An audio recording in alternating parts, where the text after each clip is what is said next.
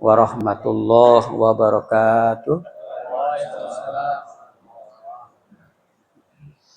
Bapak Ibu yang dirahmati Allah, Bapak-bapak haji, Ibu-ibu hajah, serta Bapak Ibu yang kami hormati, kami muliakan.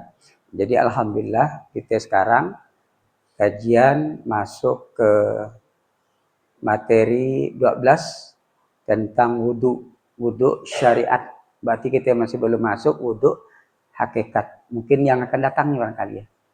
Nah, jadi wudhu. Setelah itu nanti pembelajaran tentang sholat syariat dan hakikat. Jadi wudhu, untuk mencapai tingkat wudhu nanti kita akan membahas yang pertama adalah tentang hadas. Nah, hadas. Jadi hadas sesuatu yang harus kita bersihkan nanti. Hadas itu ada dua. Hadas ada dua. Yang pertama hadas kecil. Yang kedua adalah hadas besar. Atau hadas besar kemudian hadas kecil. Nah, kalau hadas kecil ini terdiri dari tiga. Yang menyebabkan hadas kecil ada tiga. Yang pertama adalah buang air besar.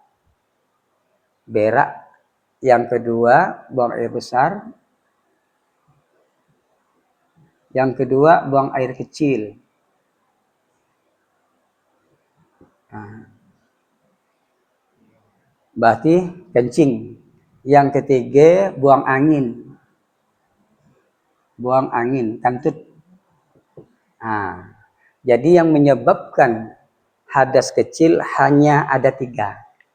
Yang pertama buang air besar, air kecil, dan buang angin. Selain dari itu tidak ada. Misalnya keluar nanah dari telinga, itu bukan hadas kecil. Kemudian ingus keluar darah, itu bukan hadas kecil. Hadas kecil hanya dari dua kemaluan, dua lubang. Kemaluan dan dubur. Nah, jadi agar hadas kecil ini menjadi dianggap suci setelah ada istinja, kan kalau hadas kecil kan nanti hadas besar kan dengan menggunakan istinja. Nah, kalau yang buang angin tidak perlu istinja, itu biarlah berlalu. Kecuali campur dengan yang besar, buang angin langsung ada keluar yang cair-cair, nah, itu baru ada istinja. Nah, jadi walaupun kita bersih dengan jalan istinja, belum bisa untuk melakukan ibadah, terutama ibadah sholat, kalau belum berwudu. Jadi untuk mensucikan hadas kecil adalah dengan jalan wudu setelah istinja. Nah, jadi dengan jalan wudu. Jadi hadas kecil ini, kalau seandainya kita setelah berwudu maka terkena najis, maka wudu dianggap tidak batal. Wudu tidak batal. Nah, karena lain deh, kalau yang membatalkan wudu kan berbeda. Nah, tapi kalau kita setelah berwudu lalu tidak kita cuci, ada najis di kaki, lalu kita bawa sholat, nah, wudu kan memang tidak batal. Lalu kita bawa sholat, maka sholat dianggap tidak sah. Kenapa? Karena sholat wajib dihindarkan hadas dan najis, terutama najis yang ada di badan, pakaian, dan tempat sholat. Nah, jadi harus dicuci. Misalnya kita habis wudu, lalu ditandang dengan tai asu.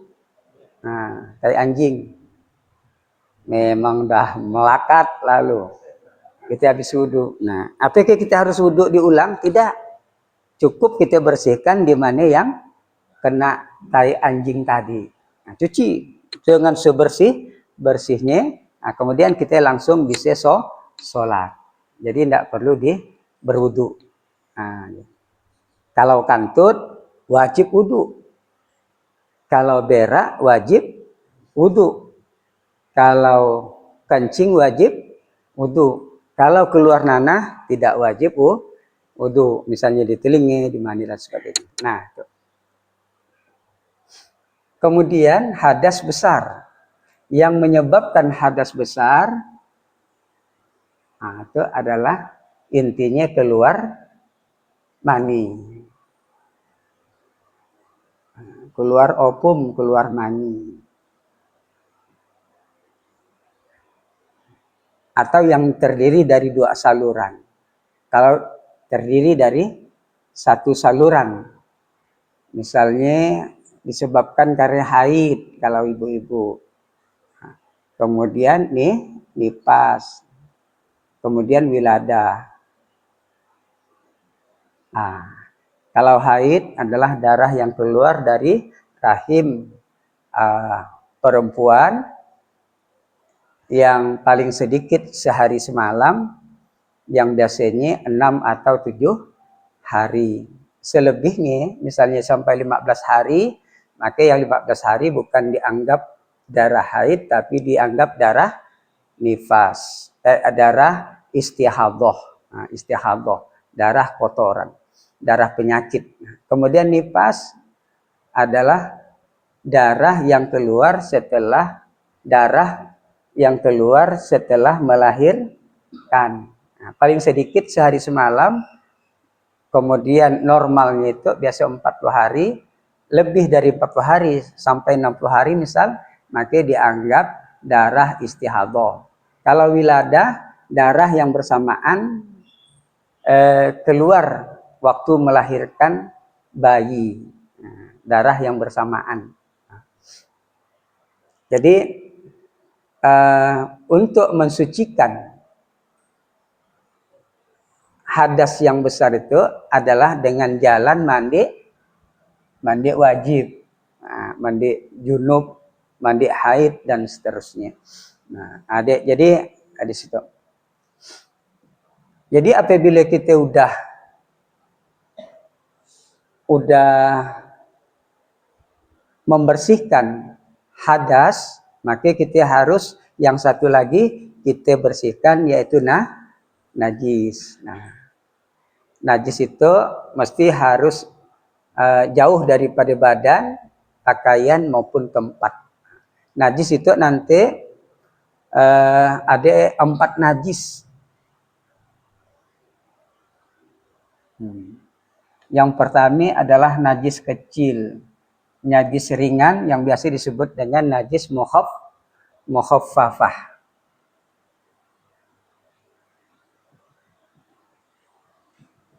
Najis ringan.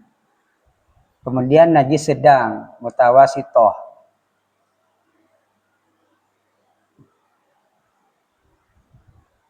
Sedang. Kemudian najis berat, mughallazah.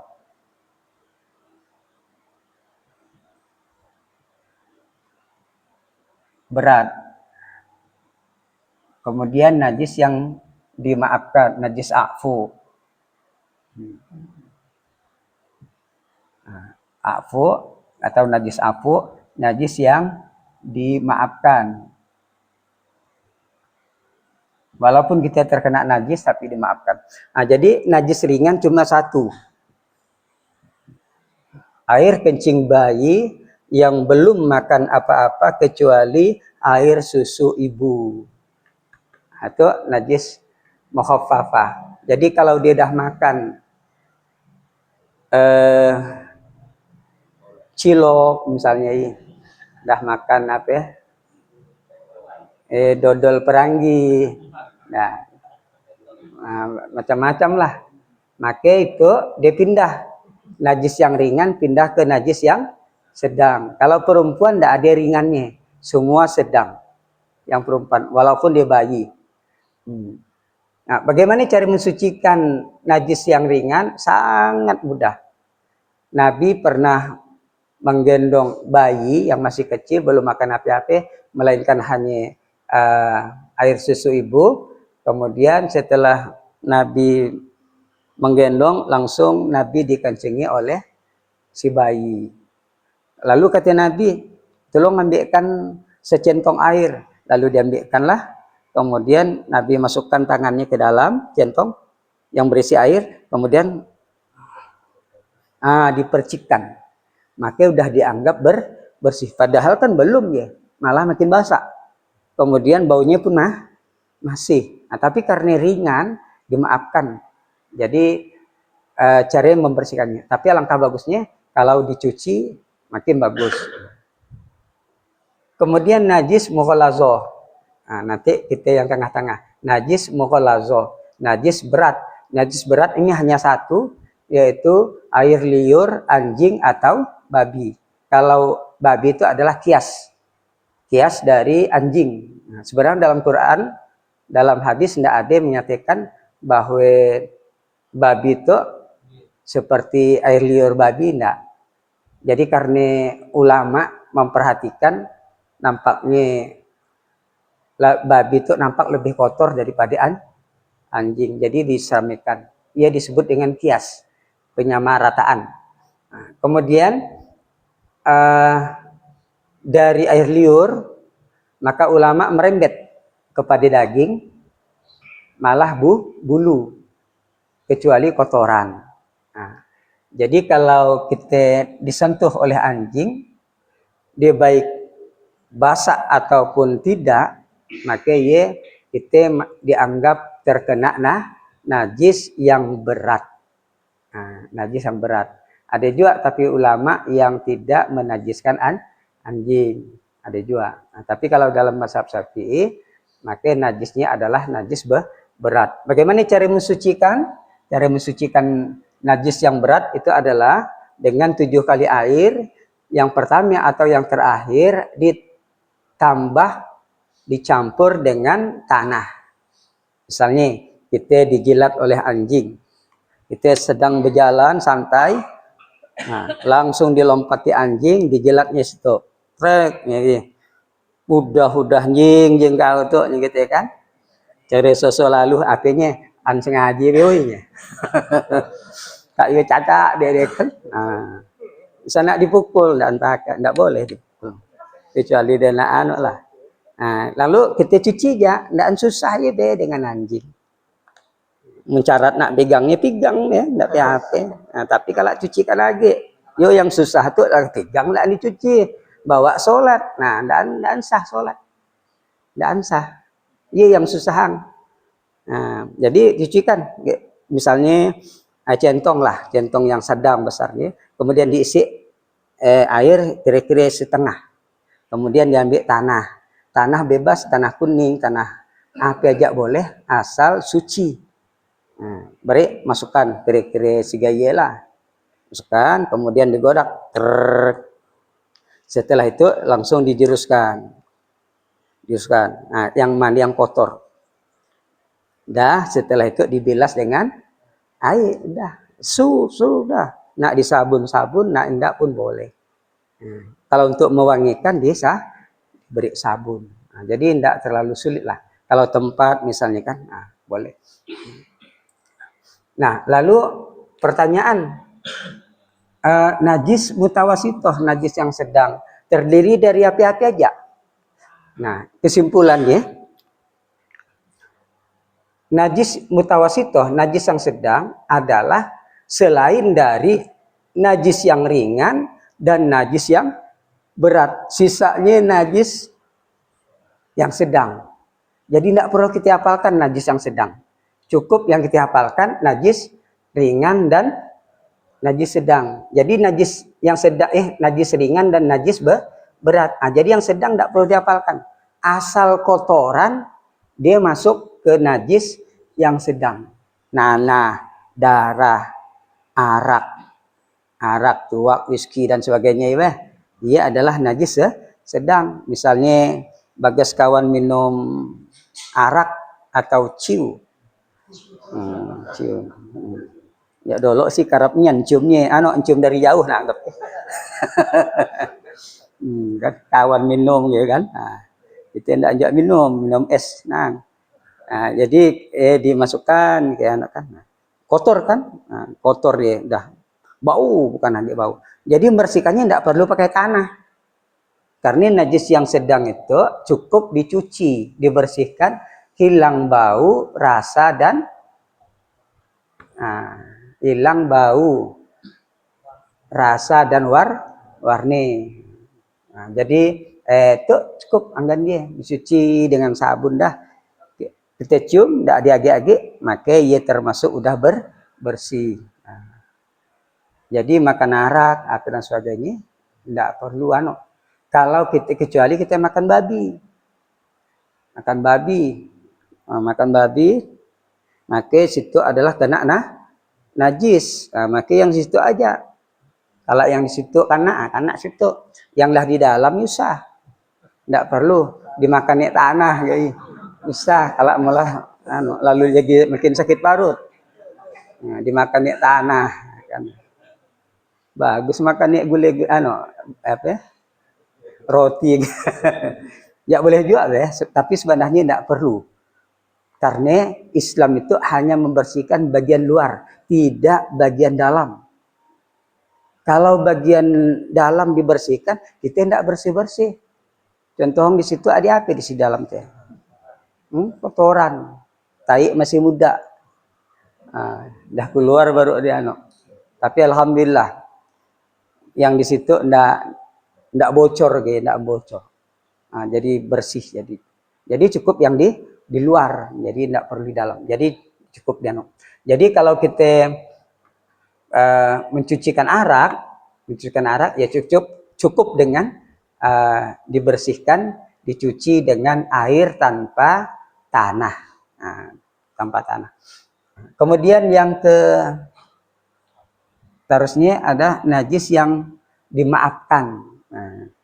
Najis yang dimaafkan ya adalah dia sebenarnya najis, kita terkena najis, tapi karena sulitnya untuk dihindarkan, sulitnya untuk diketahui, maka akhirnya kita kena najis dimaafkan oleh Allah.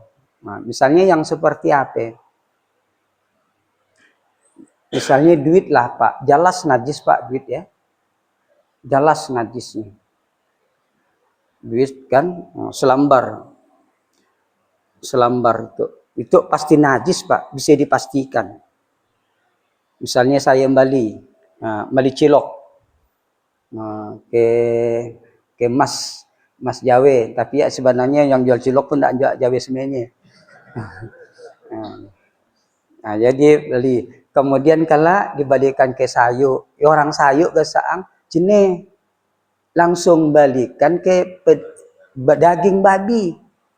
No, takaan dicancang, beli 1/2 kilo. Duit iya juga ya. Cancang. Masukkan dalam plastik kantong, timbang. Nah, sekian.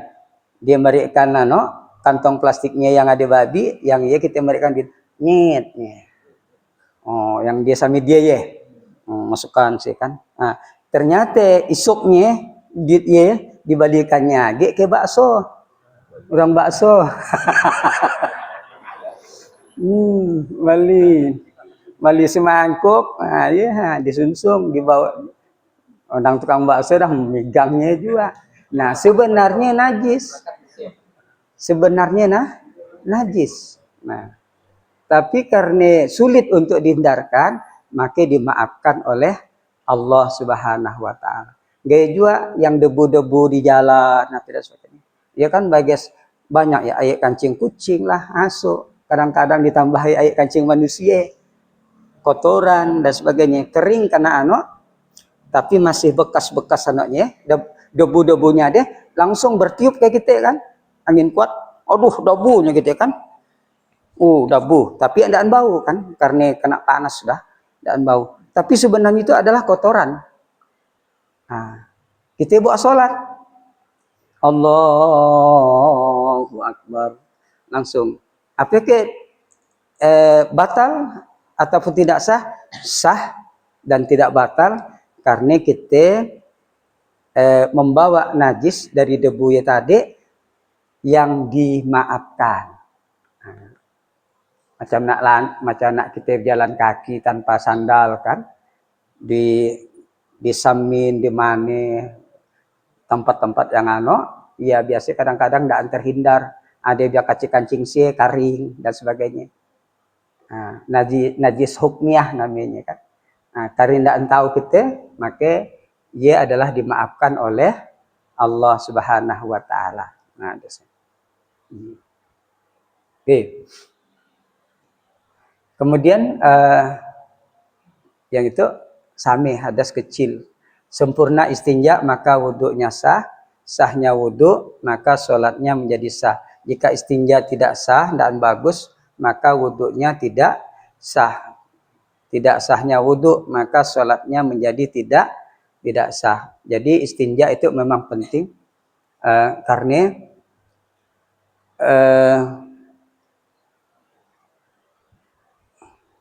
sebenarnya kalau najis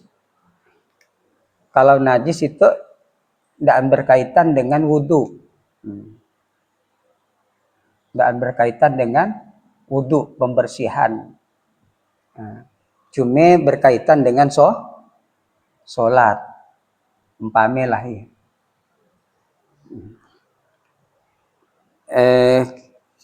Kita berak, buang air besar, tapi ndaan pakai ndaan cuci sampai bersih. Masih ada kotoran melekat di luar. Kalau di dalam tidak masalah. Di luar, istinja kita ndaan bersih. Lalu sebenarnya istinja kita itu ndaan juga mempengaruhi wudhu sebenarnya. Tidak mempengaruhi wudhu. Macam nak kantut tidak mempengaruhi wudhu. Kalau dah kantut dah. Kalau udah buang air besar udah. Buang air kecil dicuci udah. Cuma sayang cuciannya tidak bersih. Tapi di sini nanti akan berpengaruh kepada sholat. Kenapa? Karena sholat itu harus menghindarkan najis, hadas baik di tubuh kita, di pakaian ataupun di tempat. Jadi yang membuat kita tidak sah ya nanti adalah sholat. Karena kita di pantat kita itu masih ada kotoran yang di luar. Jadi tidak bersih. Makanya mempengaruhi sholat. Sholat menjadi tidak sah. Nah, kan ada di antaranya orang yang tidak beristinja. Orang yang tidak beristinja ketika dia buang air.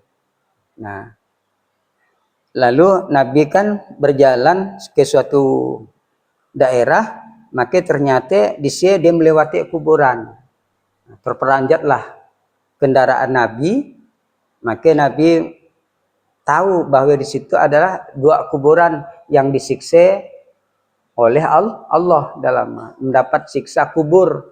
Yang satunya adalah pembawa fitnah, yang satunya tidak mensuci dari istinja, tidak beristinja. Jadi kancing tidak basuh. Jangankan dengan batu, tidak langsung tidak basuh. Ya, akhirnya dia mempengaruhi kepada sholat. Mempengaruhi ke sholatnya. Sholat akhirnya tidak diterima oleh Allah karena dia masih membawa najis. Jadi najis itu sangat penting. Jadi yang tadi buang air kan akhirnya jadi najis. Buang air besar ataupun air kecil membawa najis. Kalau ya buang angin sih tidak membawa najis kecil, tidak membawa najis, cuma membawa bau. Maklum dia ada melanggar tunggul tai angin dia melanggar tunggul terak kan, semakai keluaran kan. Okay.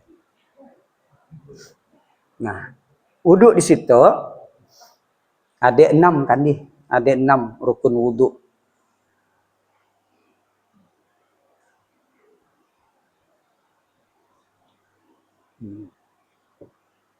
Jadi rukun wudhu ada 6. Yang pertama adalah niat. Yang kedua muka. Yang ketiga adalah tangan. Yang keempat adalah kepala. Yang kelima adalah kaki. Yang keenam adalah tertib. Dalilnya di dalam Quran. Ya, jadi rukun itu adalah sesuatu yang harus dilakukan, wajib dilakukan. Kalau salah satunya dari rukun-rukun tersebut ada yang tertinggal, maka dianggap tidak sah atau batal. Nah, wajib diulang. Nah, pertama kita adalah niat. Nah, niat itu sebenarnya tidak masuk dalam firman Allah. Ya ayyuhalladzina amanu iza kumtum ilas shalah faghsilu wujuhakum sampai seterusnya. Jadi tidak masuk. Jadi itu dimasukkan oleh ulama. Karena melihat hadis, banyaknya hadis tentang masalah-masalah, maka ternyata niat yang muncul yang pertama. Innamal a'malu bin niat. Maka ulama memasukkan niat yang pertama. Nah, kemudian yang kedua adalah mencuci muka. Mencuci muka. Jadi mencuci muka nanti ada batasan tumbuh rambut yang terakhir, kemudian mulai dari telinga di awal telinga, kemudian awal di situ, di bawah juga dan jadi masuk ke bawah. Jadi mungkin kita nak mencuci ya, mendapat di apa? Digoyang-goyang lah Pak di samping-samping. Jadi usah gaya, ya kacik ya. Situ ungdaan. Gaya dah lakak deh. Ya lekan dah dia ya. Ya masih belum kena hitung. Oh yang dah besar yo yang kena hitung. Yang iya biarpun nari-nari, biarpun apa, jaga gaya nak pun takai. Tapi mungkin kita udah kena masuk proses. Nah, langsung jadi itu dimainkan juga. Dia nokkan kesiakan. Jadi akhirnya kena semuanya. Karena kalau ada yang tidak terkena, sengaja kita masih situ atau biasa yang situ yang karap ya, atau tumbit. Nah di situ yang sering. Makanya kita nak nyuci kan, pakai gayung trek. Nah digayakan supaya situ kena. Kita gaya itu biasanya itu ndaan kena yang di belakang. Nah mundaan kena. Maka ia sasaran api neraka. Ketika kita melewati jembatan Shirathul Mustaqim nanti, maka tumbit-tumbit kita merasa panas karena di bawahnya kan api. Nah, untung-untung tidak melabik ya. Melabik. Nah, sume-sume kan bukan situ. Tapi mun yang tidak melabik, tidak jatuh, maka di situ terasa. Pokoknya anggota wudhu yang tidak kena air, ia merasakan kepanasan gitu ya Pak. Waktu lewat jembatan Shirathul Mustaqim kan, ya jembatan Shirathul Mustaqim, jembatan yang lurus itu seperti kata orang rambut dibalah, bukan dibalah, yang dibalah, balah 7 gimana lah rambut dibalah 7. Mun rambut naik gargasi bisa lah, tabal, rambut naik gargasi. Nah ya, tapi rambut yang tipis sebelah 7 berarti kan sangat kecilnya, sangat halusnya, sangat tajam daripada pedang. Tapi bergantung pada amal Pak. Mun gaya sih semeng babi kurang. Ada yang macam nak jalan si tapak, Pak. Ada yang si gaya nang melihat dari jauh kan. Yang di jauh ya, yang di dasar yang di sie, apabila kita belabik Pak, bisa apabila terjatuh ketika usia 70 tahun baru nyampai. 70 tahun Pak sampai tidur ya. Baru ya, baru kena. Tapi hati tolen mana sampai tidur. Maka kita termasuk penghuni neraka nanti di sini. Jadi bagi orang yang yang kurban, maka kendaraannya adalah kambing. Nah, Kuat kedek kambing bang ya. Nang jauh perjalanannya kuat. Kalau di Sinun, kalau situ sih, wah, 2-3 meter pun dah lah. Lalah dia bawaan. Nah, jadi di sini ada yang sampai macam nak jalan besar, jadi bebas ya Pak. Ada yang sangat kecil sehingga dijatuh dan sebagainya. Nah, jadi di sini bagi orang yang tidak membasuh anggota wudhu yang wajib, maka dia nanti akan terasa panas. Jadi air wudhu itu ibaratnya sebagai pendingin api. Nah, pendingin api. Tidak percaya aku nih. Coba kan ya. Ada tinggal lihat sih ya. Tinggal lihat guys ya. Ya. Coba kan. Kalau mudah rope apa ya. Inyan gasaangnya balik age. Nggak ada sampat kita nak balik Pak. Undun dah lakak kiamat. Nah. Jadi niat dan muka. Jadi kita pada saat mencuci muka, maka masuk niat Pak. Masuk niat. Itu dalam mazhab Syafi'i. Nah, sunat hukumnya dilisankan dulu. Nawaitul wudu'a li rabbil hadasil asghari fardhalillahi ta'ala. Itu dapat sunnah kita. Untuk memperkuat hati, mengingatkan hati yang lalai. Jadi setelah itu kita baru cuci. Nah, pada saat itulah kita yang pertama, yang kedua atau ketiga boleh dimasukkan niat. Nawaitul wudu'a, sengaja ya Allah aku wudu untuk mengangkat hadas kecil. Nah, jadi pada waktu mencuci muka. Nah, batasannya. Kalau mencuci tangan baru bismillahirrahmanirrahim. Kemudian berkumur, masukkan air ke lubang hidung dan sebagainya. Belum. Tapi pada saat masuk niat, ada awal dari ibadah. Awal ibadah itu adalah mencuci muka. Nah, jadi baru masukkan niat ya. Nah, masukkan niat bahwa kita itu sedang melaksanakan niat, ibarat lapor kepada Allah. Nah, kata orang, tidak perlu pakai niat ya be.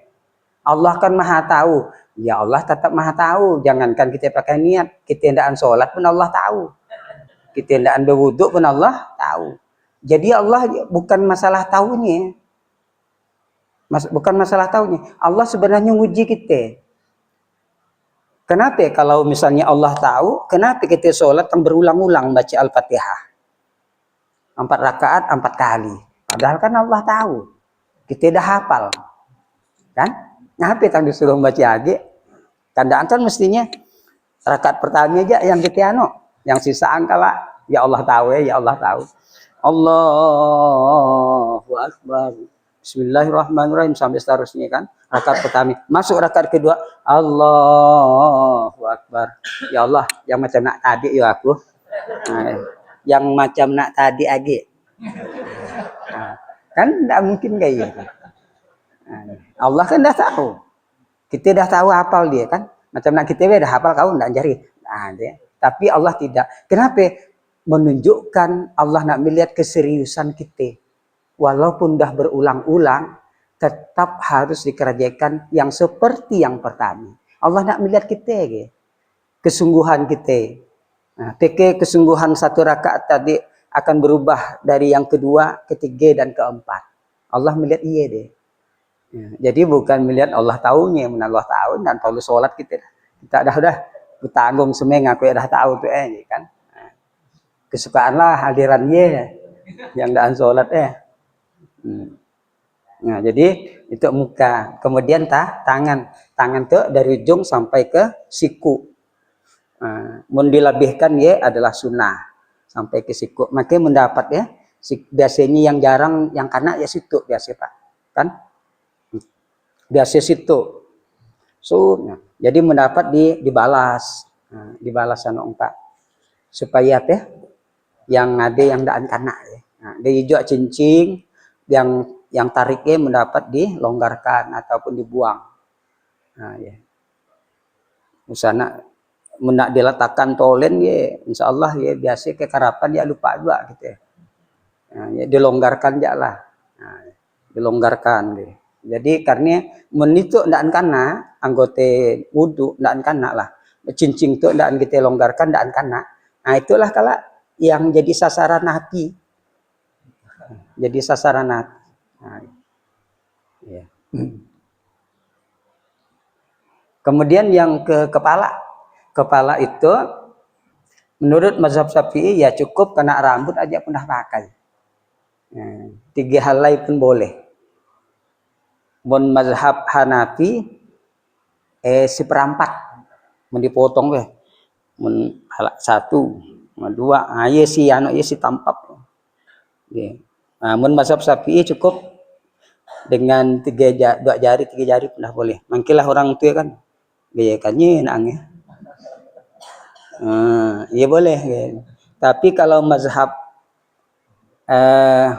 Maliki dengan Hambali harus ke seluruh kepala. Nah, tapi mun mazhab Syafi'i tidak, sebagian kacik aja udah sah, tapi ada tapinya. Kalau keseluruhan, seluruhnya ya hukumnya sunnah. Nah, jadi ada wajib, ada sunnah. Mun sigaye cukup wajib mencukupi, tapi kalau sigaye kita dapat sunnahan. Nah, dapat sunnahnya. Nah, jadi kemudian kaki. Nah, kaki itu sampai bigi asam. Apa bigi asam ini? Nah, mata kaki. Mata kaki mendalam ilmu fikih bahasa angge. Tumbik deh pun dia digalarnya mata kaki juga. Jadi mendalam perbedaan fikih ya, suka macamnya. Macam-macam juga.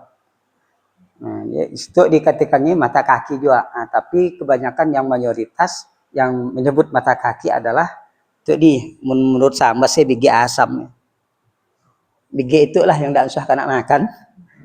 Bigi asam tuh. Yang lain kena gulung sebenarnya. Asam mana ya? Nah, jadi itu kaki. Kemudian tertib. Nah, tertib itu maksudnya harus berurutan dari 1 sampai ke 6. Nah, maksudnya 1 sampai ke 5. Tidak boleh dibolak-balik. Nanti nomor 1, kemudian nomor 4, lanjutnya nomor 3, lanjutnya nomor 5, akhirnya nomor 2. Maka itu dianggap tidak sah.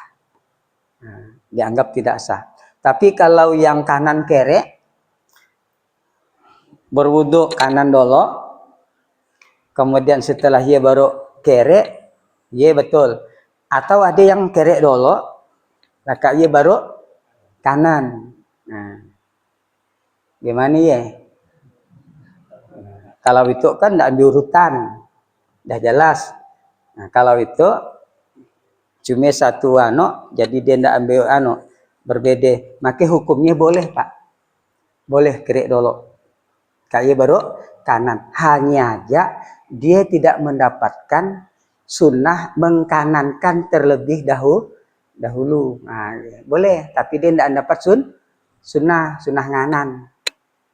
Nah, sama juga dengan kita ya gitu ya. Apa namanya? Nah, gitu. Serate gitu. Nah, ya. Boleh, tapi dia tidak mendapat sunnah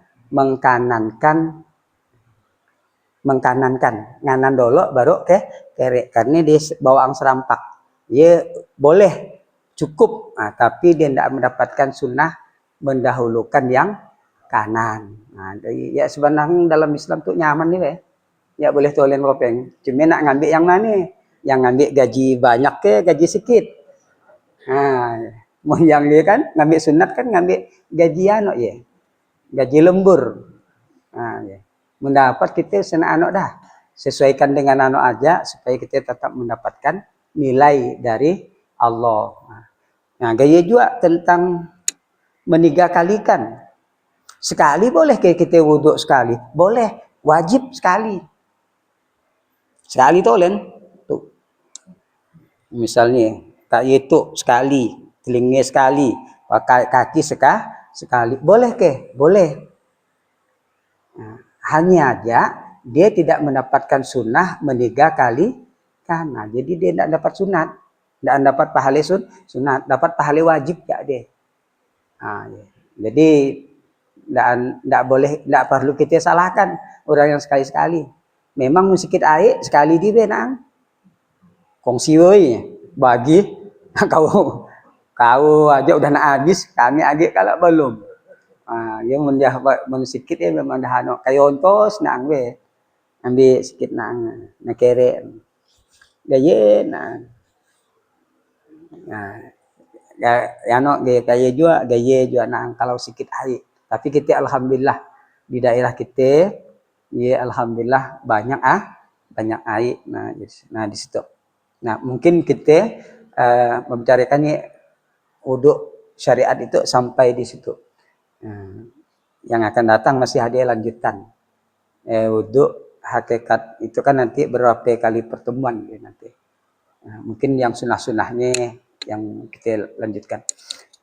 Jadi kita cukupkan. Terima kasih atas perhatiannya. Mohon maaf atas kekurangannya. Wallahul muwaffiq ila aqwamit thoriq. Assalamualaikum warahmatullahi wabarakatuh.